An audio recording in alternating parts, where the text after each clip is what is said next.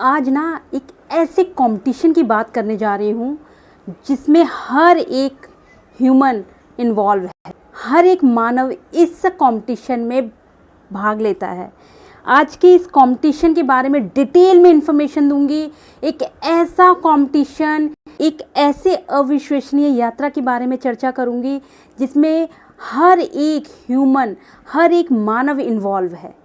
इस अविश्वसनीय यात्रा में किस तरह की कठिनाइयाँ, शायद दुनिया की सबसे महत्वपूर्ण यात्राओं में से एक ये इतनी अद्भुत यात्रा है जिसको आज के वीडियो में हम डिटेल में पूरा डूब के समझेंगे कि आखिर ये ऐसा कौन सी यात्रा है, ऐसा कौन सा कंपटीशन है जिसमें हर एक ह्यूमन इन्वॉल्व है, हर एक मानव इन्वॉल्व है।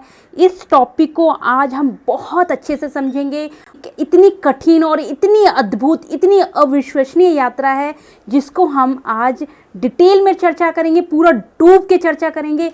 समझते हैं कि फर्टिलाइजेशन, जिसको हम हिंदी में निषेचन कहते हैं, बहुत अच्छे से समझते हैं। इसकी हर एक बारीकी को समझते हैं, कैसे ये हो जाता है फर्टिलाइजेशन। चलिए डिटेल में समझते हैं। नमस्कार दोस्तों, बहुत बहुत स्वागत करती हूँ चैनल पे। उम्मीद करती हूँ बहुत अच्छे हैं, बहुत सारा ध्यान रख रहे हैं, नीलम कृष्णा चैनल के साथ हमेशा के जैसे बने हुए हैं। आज का जो टॉपिक लेके आई हूँ बेहद इम्पॉर्टेंट है।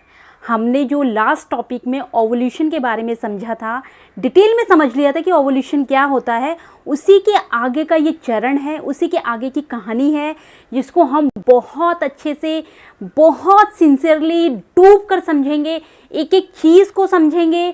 फर्टिलाइजेशन के इस वीडियो को देखने के बाद आप निश्चिंत हो जाएंगे और हर एक बारीकी समझ जाएंगे कि फर्टिलाइजेशन होता क्या है।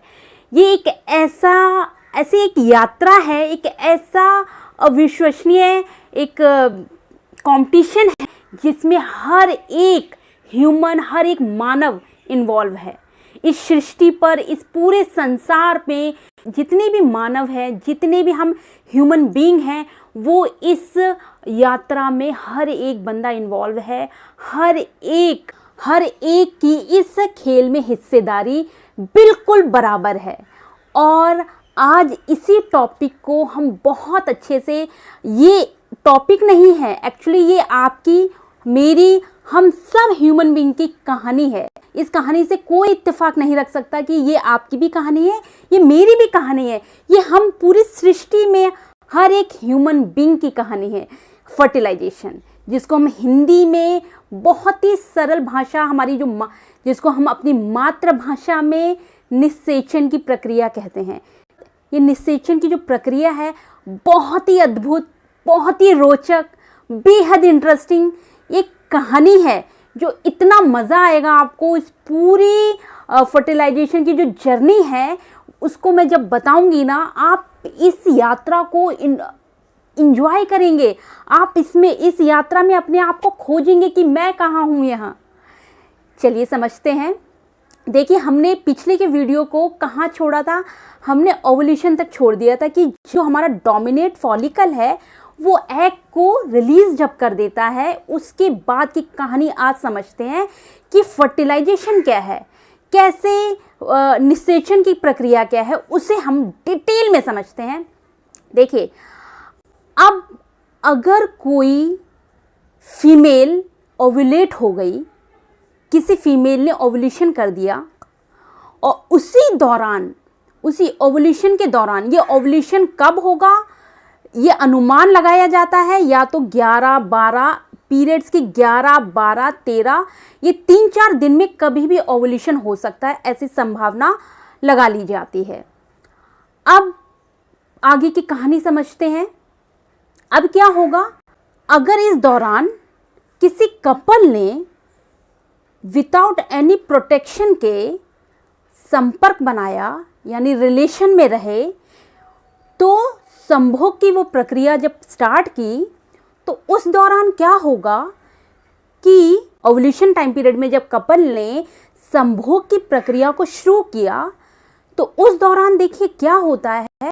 संभोग के दौरान मेल कैटेगरी के 300 साढ़े 300 मिलियन स्पर्म निकलते हैं जो फीमेल की वेजिना के थ्रू जाते हैं निषेचन की यानी फर्टिलाइजेशन करने। अब फर्टिलाइजेशन करने जब जाते हैं तो ये वेजिना के मार्ग के द्वारा होते हुए, वेजिना के जो रास्ता है वेजिना के थ्रू जाने का, उससे होते हुए सीधे सर्विक्स, जो वेजिना के आगे का जो रास्ता है उसको हम सर्विक्स कहते हैं, उस सर्विक्स पर पहुंचते हैं। अब देखिए, अब ध्यान से समझिएगा, बेसिकली ये सर्विक्स ज़्यादातर बंद रहता है, हमेशा ये सर्विक्स जो है हमेशा बंद रहता है फीमेल का, लेकिन ये उन्हीं 4-5 दिन में ओपन रहता है जब कोई फीमेल ओवुलेट करती है, जब उसका ओवुलेशन स्टार्ट हो जाता है, उन्हीं 4-5 दिन ये सर्विक्स का जो मुंह है वो ओपन हो जाता है, बिल्कुल इसीलिए जिससे कि फर्टिलाइजेशन हो जाए।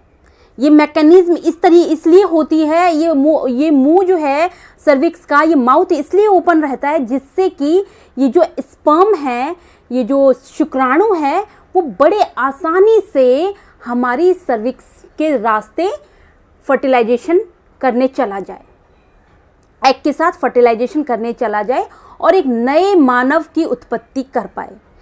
अब क्या होता है, ये सर्विस के थ्रू जब जाता है तो बहुत अच्छे से नेचर ने बहुत प्यार से डिज़ाइन कर दिया इसको जाने में। ये 300 साढ़े 300 मिलियन जो स्पर्म निकले हैं, इन स्पर्म को बहुत से स्पर्म इस लिक्विड के साथ बाहर निकल जाते हैं, बहुत से स्पर्म जो वेजिना का आसपास का एसिडिक एटमॉस्फेयर है उसमें बहुत से स्पर्म डिस्ट्रॉय हो जाते हैं। लाखों की संख्या में ये स्पर्म बाहर निकल जाते हैं, लाखों की संख्या में ये स्पर्म डिस्ट्रॉय हो जाते हैं, मर जाते हैं वेजिना के एसिडिक एटमॉस्फेयर की वजह से। बहुत कम लाख में ये स्पर्म हमारे सर्विक्स तक पहुंचते हैं।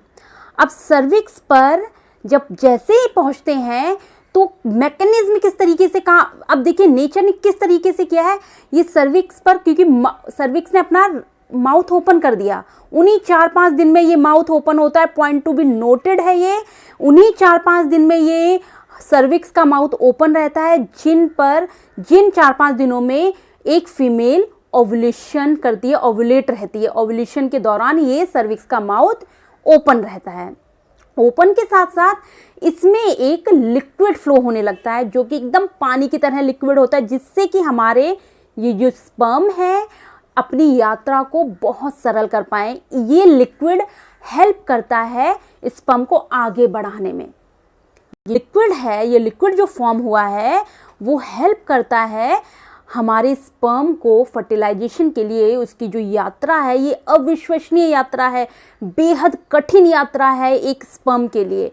लाखों की संख्या में स्पर्म ने पार्टिसिपेट किया था फर्टिलाइजेशन की इस प्रक्रिया में, और बहुत सी क्वांटिटी में स्पर्म पहले ही डिस्ट्रॉय हो चुके हैं और कुछ लाख जो बचे हैं वो अब आगे बढ़ रहे हैं। उनको मदद करने के लिए नेचर ने लिक्विड पास कर दिया कि आराम से स्मूथली आप अपनी यात्रा को आगे बढ़ाइए और फर्टिलाइजेशन को सक्सेस कीजिए।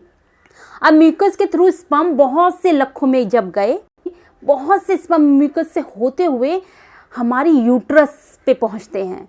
हमारे गर्भाशय में जैसे ही पहुंचते हैं, इस यूट्रस की जो मसल्स हैं, ये जो ब्लड मसल्स हैं, मांसपेशियां हैं, वो पुश करती हैं, मदद करती हैं, हेल्प करती हैं कि आप जाइए और फर्टिलाइजेशन एग से करिए जाकर और एक मानव जीवन की उत्पत्ति करिए।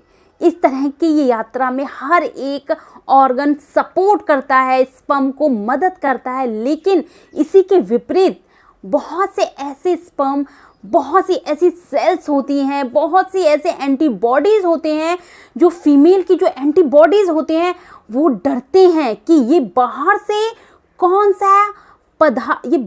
कौन से एलिमेंट्स आ गए हैं।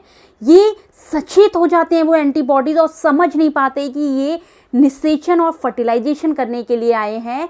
और बहुत से एंटीबॉडीज़, बहुत सी सेल्स एक फीमेल की सुरक्षा के लिए, उसके रक्षा करने के लिए उन स्पर्म्स को बहुत सी मात्रा में ख़त्म कर देती हैं, मार देती हैं।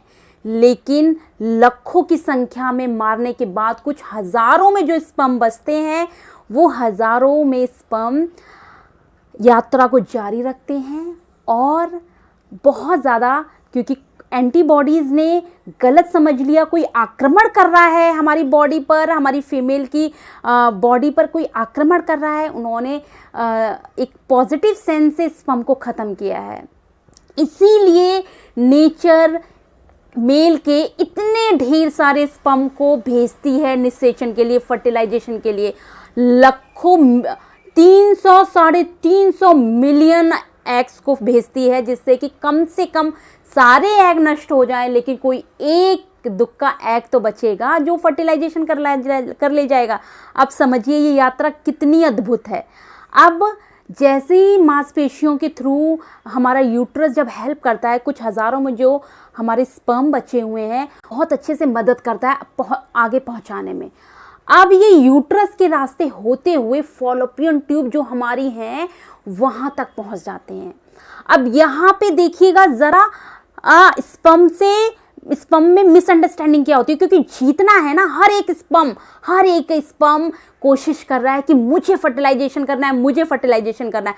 हर एक स्पर्म जीतना चाहता है, उसका अंतिम, उसकी जो ट्रॉफी है, उसको अंतिम जो उसकी यात्रा है एग तक पहुंचकर निषेचन करने की, फर्टिलाइजेशन होने की, ये उसकी मंजिल है।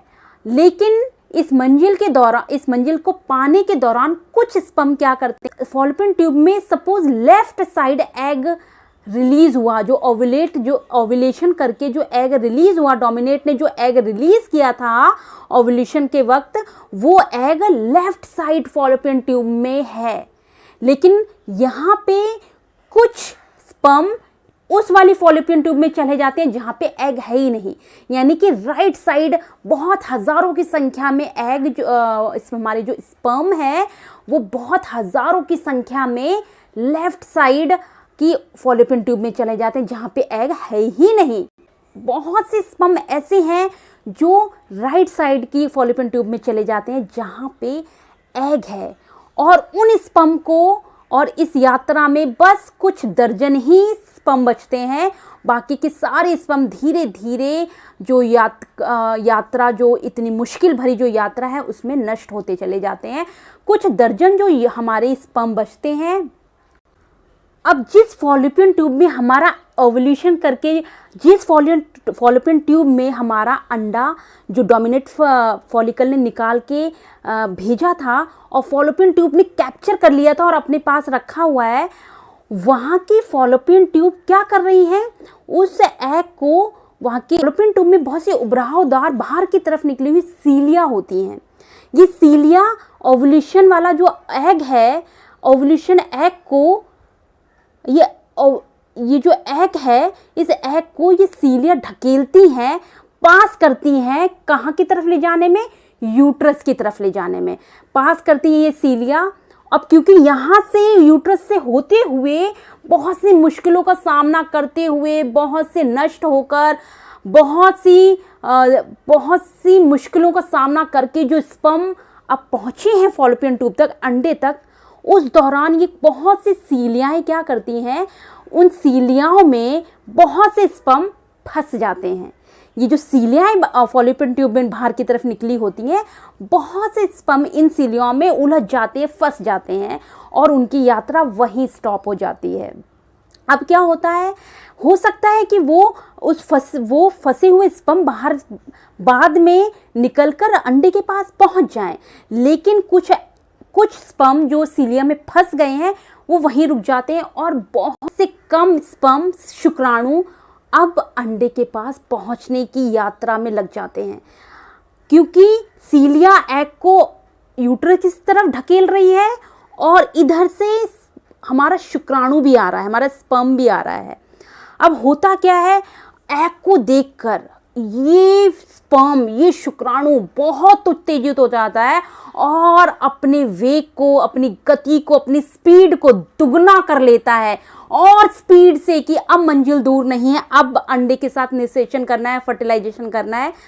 तुरंत स्पीड बढ़ा लेता है और ऐसे केमिकल रिलीज करता है, ऐसे उसका वेग, जिससे उसकी स्पीड बहुत ज़्यादा दुगनी कर आखिरकार अंडे से मिलने चला जाता है। जैसे ही अंडे के पास पहुंचता है, पूरा अंडा सुरक्षित है, बहुत अच्छे से सुरक्षित है। हमारा पूरा ओवुलेट किया हुआ जो डोमिनेट फॉलिकल ने जो अंडा निकाला था, वो पूरा अंडा सील्ड है, बहुत सुरक्षित है फॉलोपियन ट्यूब में। ये हमारे स्पर्म इतनी मुश्किल यात्रा में, जो कुछ एक स्पर्म जो बचे हैं, जो अपनी इस मुश्किल यात्रा को पार करके आखिरकार जब अंडे तक पहुंचते हैं, तो अंडे के अंदर इतनी आसानी से वो नहीं प्रवेश कर पाते, इतनी आसानी से वो निषेचन फर्टिलाइजेशन नहीं कर पाते, क्योंकि अंडा बहुत सुरक्षित लेयर में बंधा हुआ है। ये सुरक्षित लेयर को मेडिकल की भाषा में कोरोना डिंटा नाम की सेल से पूरी तरह से सेफ है। चारों तरफ से इस सेल ने, कोरोना डिंटा नाम की ये जो सेल है, जो जिसे हम मेडिकल टर्म्स में कोरोना डिंटा नाम की सेल से जानते हैं, इसने एग को चारों ओर से सुरक्षित रखा हुआ है, जिससे कि कोई भी आसानी से इस एग के अंदर प्रवेश ना कर पाए। अब क्या होता है, जो स्पर्म बचे हुए हैं, जो शुक्राणु हमारे बचे हुए हैं, वो कोरोना डिंटा के पास टक्कर मारते हैं, उसे नॉक करते हैं। जैसे ये नॉक वाली प्रक्रिया होती है, एग एक ऐसे एंजाइम्स फ्लो करता है, एग एक ऐसा केमिकल सिक्रीशन होता है, जिससे कि वो कोरोना डिंटा की जो लेयर है उसको तोड़ने में हमारा स्पर्म सक्षम हो जाता है। यानी कि आप इसको बहुत सरल भाषा में करें, अगर आपके पास आपके घर पर कोई आया है और आने के बाद आपको पता चल जाए हाँ ये नोन पर्सन है, तो आप इजीली गेट खोल देते हैं। सेम टू सेम एग के साथ यही होता है। स्पर्म उसको टक्कर मारता है कोरोना डिंटा लेयर को, और जैसे ये सिग्नल एग के इंटरनल पार्ट की ओर जाते हैं, तो ये प्रक्रिया, निषेचन की जो प्रक्रिया है, फर्टिलाइजेशन की जो प्रक्रिया है, वो पूर्ण हो पाए, इसके लिए एग ही एक ऐसा एंजाइम, एक ऐसा केमिकल सिक्रीट करता है चारों ओर, कोरोना डिंटा लेयर को थोड़ा सा लूज करता है, जिसकी हेल्प से, जिसकी मदद से हमारा शुक्राणु बहुत इजीली अंदर एंटर कर ले जाता है। एंटर करने के बाद ही यात्रा खत्म नहीं हुई, एंटर करने के बाद ही फर्टिलाइजेशन नहीं शुरू हो गया, अभी एक और दरवाजा है, एक और सेल से लिपटा हुआ है एग, एक और लेयर है जिसको पार करना है सेल्स को, जिसको हम मेडिकल टर्म्स में, चिकित्सीय भाषा में कहते हैं, इसको कहते हैं चोना पेलोसिडा लेयर। ये चोना पेलोसिडा लेयर तक पहुंचने के लिए स्पर्म को बहुत मुश्किल का सामना करना पड़ा। आपने बहुत अच्छे से समझा इसको। अब चोना पेलोसिडा लेयर को अंदर एंटर करने के लिए भी एक अलग संघर्ष है शुक्राणु का। इसके अंदर जाने के लिए एक बहुत बड़ी लिक्विड लेयर, जो चोना पेलोसिडा जो लेयर है, ये पूरी लिक्विड से भरी हुई चारों तरफ एक लेयर है, जिसके अंदर अंडा एंटर करता है। जैसे ही अंडा इस लिक्विड से भरी सेल के अंदर एंटर करता है, तुरंत क्या होता है, अब इन सब लेयर्स के अंदर जो फीमेल का एग है, वो उसको, अंडे की जो सेल्स हैं, इस स्पर्म को, इस शुक्राणु को खींच लेती हैं, और यहाँ पे पहली बार जीत हो जाती है उस स्पर्म की, उस शुक्राणु की, जब वो एग की सेल्स और शुक्राणु की सेल्स आपस में मीट हो जाती हैं। इस मिलन को ही, ये पहला चरण है फर्टिलाइजेशन का। जब एग इतनी बड़ी यात्रा कहाँ से शुरू हुई थी, वो यात्रा पार करते हुए ढेर सारे लेयर्स को टकराकर, उनका सामना कर उनसे लड़कर, बहुत सारी सेल से लड़कर, जूझकर फाइनली जीत जाता है, और सेल एग की सेल से मीट हो जाता है, और ये चरण बन जाता है फर्टिलाइजेशन का पहला चरण। अब क्या होता है, जैसे ही एग की सेल्स और शुक्राणु की सेल आपस में मीट होती हैं, एक ऐसा केमिकल सिक्रीट करती हैं, एक इस तरह का एक लिक्विड फॉर्म सिक्रीट करती हैं, एक ऐसे केमिकल सिक्रीट करती हैं जिससे कि जो एग की अब निषेचन यानी फर्टिलाइजेशन की प्रक्रिया अंदर बहुत रहस्यमय तरीके से, बहुत अद्भुत तरीके से, बहुत खूबसूरती से चलेगी।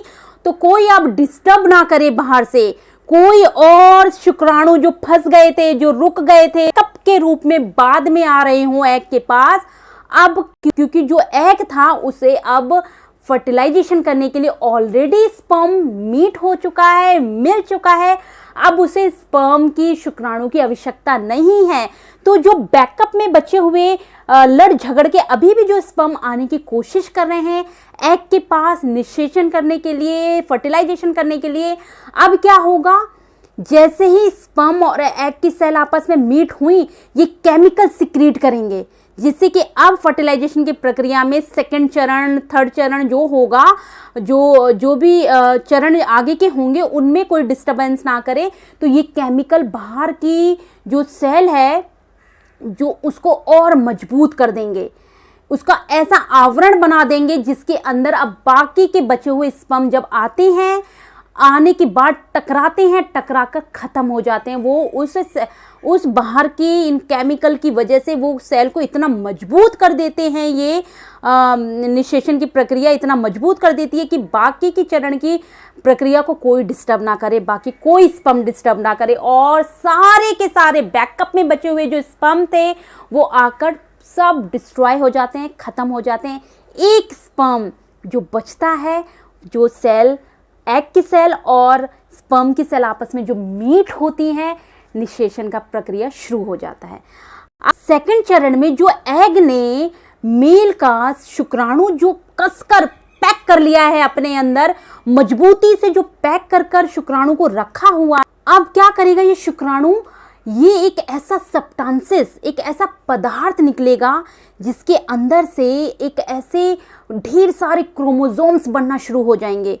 पहले चरण में क्या होगा, अब सेकंड चरण की जो फर्टिलाइजेशन की प्रक्रिया है, इसमें मेल का जो एग है जिसको अंडे ने जकड़ के अपने अंदर रख लिया था, उसमें ये फर्टिलाइजेशन के सेकंड चरण में कुछ क्रोमोसोम्स बनाएगा, 23 क्रोमोसोम्स यानी गुणसूत्र बनाएगा। वो 23 क्रोमोसोम्स इस तरह से आपस में बनते चले जाएंगे और खूब अच्छे से ये 23 क्रोमोसोम्स मेल गुणसूत्र बनके रेडी हो गए हैं। इसी प्रक्रिया में आगे फीमेल का जो एग है वो इसी प्रक्रिया में फीमेल का जो एग है वो मेल के शुक्राणु से मिलकर 23 यानी 23 अलग गुणसूत्र बनाएगा।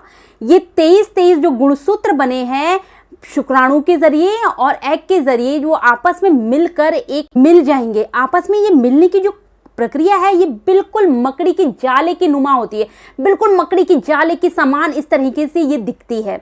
इसको हम प्रोन्यूक्लियस कहते हैं, इस प्रक्रिया को हम प्रोन्यूक्लियस कहते हैं।